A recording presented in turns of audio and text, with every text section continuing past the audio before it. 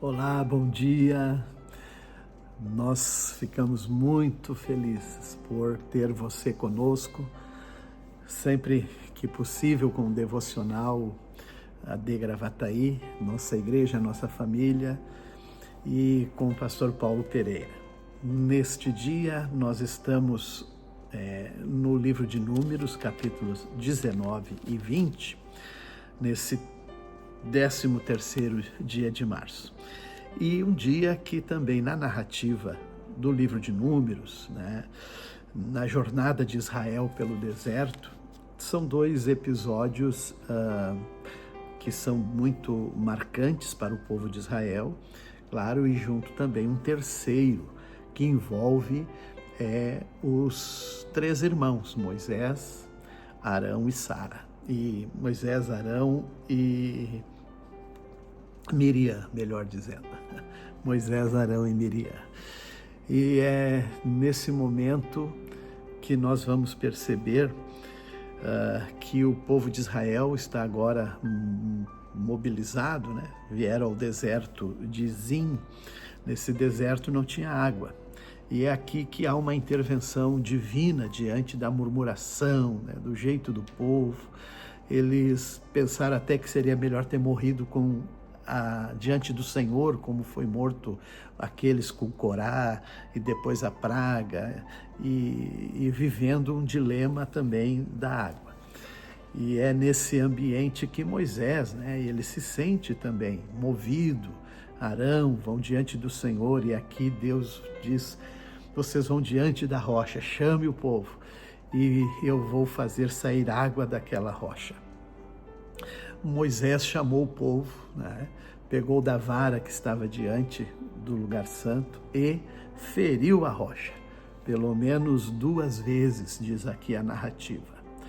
E aquilo certamente Deus observou, que diante do povo faltou para Moisés aquela convicção, certeza, e também talvez movido por um sentimento de desagrado, E então isso trouxe consequências a Moisés. Foi a partir daqui que ele recebeu também um desígnio divino, que ele não veria, ou não entraria, melhor dizendo, na terra prometida, ele e Arão.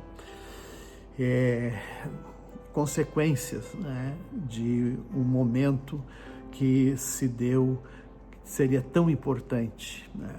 Esta rocha que surge, que manou água, nós vamos encontrar ela mais tarde, nas cartas de Paulo aos Coríntios, quando ele diz que essa rocha que acompanhava Israel no deserto, essa rocha era Cristo, a fonte da água viva. Bem, nesse momento eles estão buscando o caminho para a terra prometida, e o caminho era por Edom. E aqui há uma mensagem de Moisés para o rei de Edom, porque nós vamos observar nas palavras que havia uma relação, um parentesco, E isto, ele diz assim, é isto que dizem seus parentes, o povo de Israel.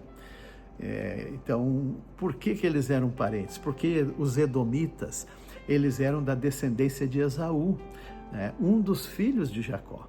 E aqui, então, é uma relação, e nesse caso ele apela para essa sensibilidade, contando como que Deus tirou os filhos de Israel, os filhos de Jacó, da terra do Egito, que eram seus parentes, mas não sensibilizou o rei de Edom, e ele não permitiu que Israel passasse por suas terras. E Moisés, mesmo que comprometido, que não tocariam nos seus bens, lavouras e água, mas mesmo assim ele não tratou Israel com dignidade. E nós vamos ver mais tarde no livro dos profetas, vamos ver em outras oportunidades uma palavra e um juízo de que Deus sempre trataria Edom com seu juízo, em razão de eles não terem recebido o povo de Israel tratado com dignidade.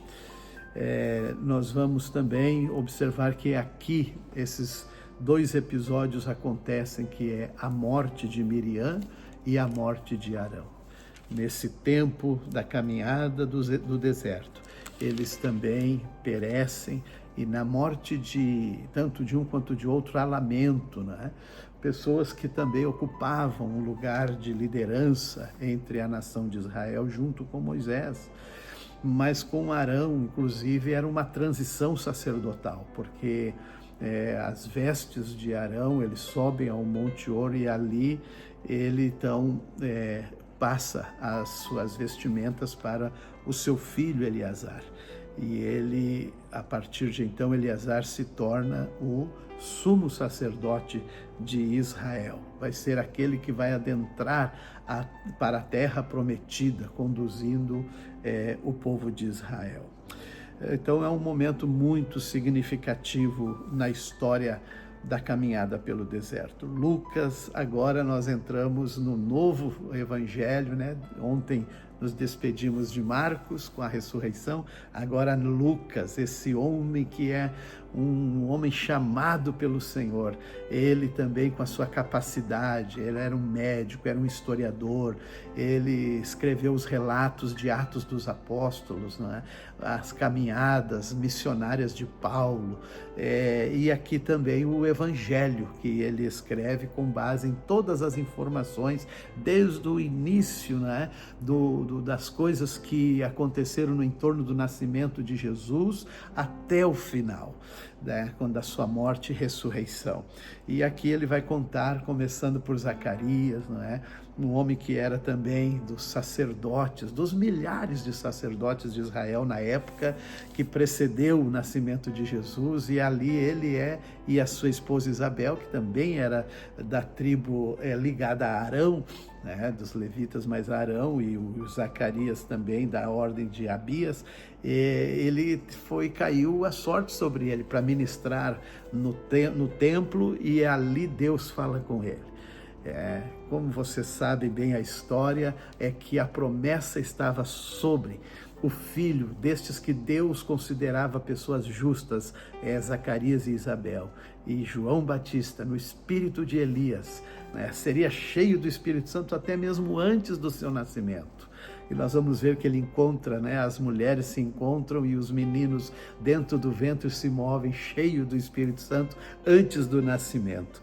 É lindo tudo que Deus está fazendo agora no relato de Lucas para culminar com a grande missão do nosso Messias. Deus abençoe e vamos seguir sempre firmes e fiéis ao Senhor.